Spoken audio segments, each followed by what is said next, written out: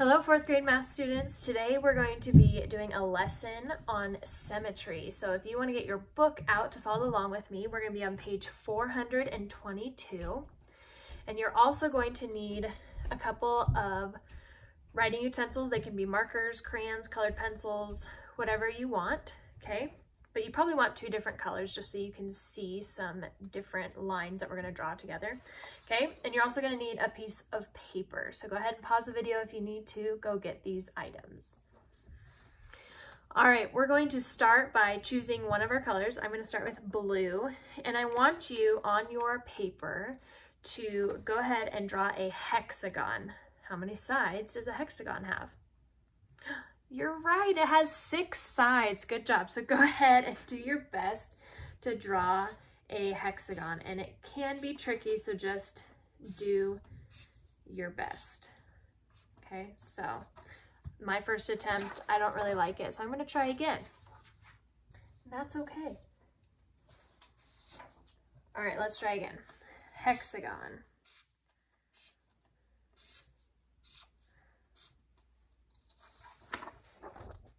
Something like that. Doesn't have to be a perfect hexagon as long as it has 6 sides, okay?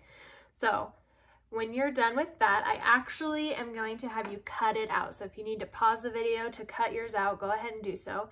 I'm going to cut mine out.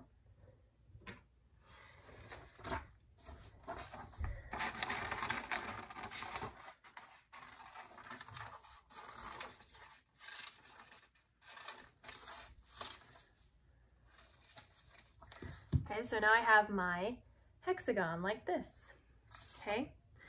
And then once you have it cut out, I want you to fold your hexagon in half. So I'm going to fold it in half, okay? So when I fold it in half, this middle line now that I have created, I'm going to trace with my red marker just so I can really see it. Okay, and that line is my line of symmetry. And that's a line of symmetry because when I fold it in half, it's exactly the same. Okay, so that is a line of symmetry of my hexagon. Okay, if this was a perfect hexagon, it would be able to fold in half the other way to make a line of symmetry, but since mine's not a perfect hexagon, I actually can't fold it that way for a line of symmetry. So my hexagon only has one line of symmetry, okay? So other things, lots of other shapes and things have symmetry, okay? So on page 422, right at the top, there's a picture of a butterfly, and a butterfly is a great example of symmetry. And today you'll notice on your Google Forms to complete your math assignments, all this week actually, is a butterfly at the top, and that was on purpose, okay, for symmetry, because their wings are always perfectly symmetrical. How awesome is God that He created those butterflies to be perfectly symmetrical, and no butterfly is exactly the same. That just blows my mind and helps me realize that God really pays attention to all those details when He was creating things. Okay, so a figure has line symmetry if it can be folded so that the two parts of the figure match. Okay, remember last week we talked about things that are congruent. They're the same size and the same shape. So if it can be folded and it is, both sides are congruent, then that's a line of symmetry, okay? The fold or the line represents a line of symmetry, okay? So there's some examples in your book of a hand-drawn butterfly showing you a line of symmetry, okay? Then there's that example of a rectangle, and I'm going to show you really quick. Okay, so a rectangle can actually, it has 2 lines of symmetry, right? Because if you fold it long ways, or hot dog, it is, both sides are congruent, okay? And if you fold it hamburger style, both sides are also congruent. So those lines, I'll trace them so you can see them better, okay? It has 2 lines of symmetry, so that's called bilateral symmetry, okay? And then there's some types of figures that have different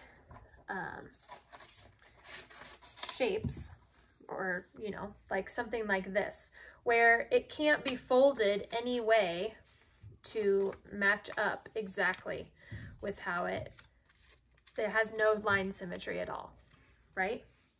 Okay, so today you're going to be identifying some shapes that have line symmetry and figuring out how many lines of symmetry a figure might have, okay?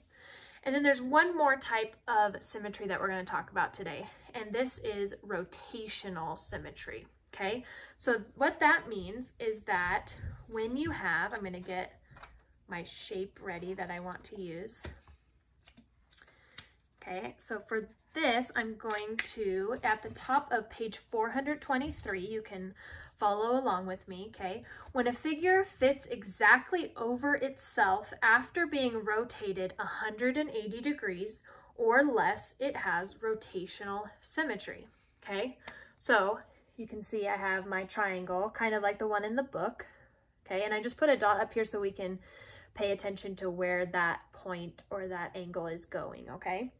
So an equilateral triangle, which means it's the same length on all three sides, okay, has rotational symmetry because it is the same after each rotation. So when I rotate it, okay, it's still the same. And when I rotate it again, it's still the same, and all the way back around, okay? So that example below that says, tell whether the figure has rotational symmetry. Okay, so a right triangle is a triangle that has a right angle. Okay, so it usually looks something like this. Okay, and I will show you where the right angle is. Okay, so that's the right angle of this triangle. And to follow along for the rotational symmetry of this, I will show you again that red dot so we can follow it along.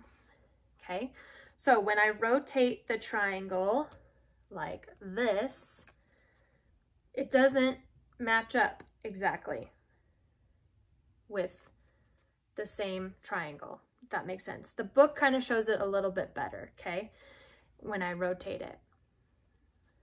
Okay, see how the sides are different lengths, so it's not going to be the same when you rotate the triangle.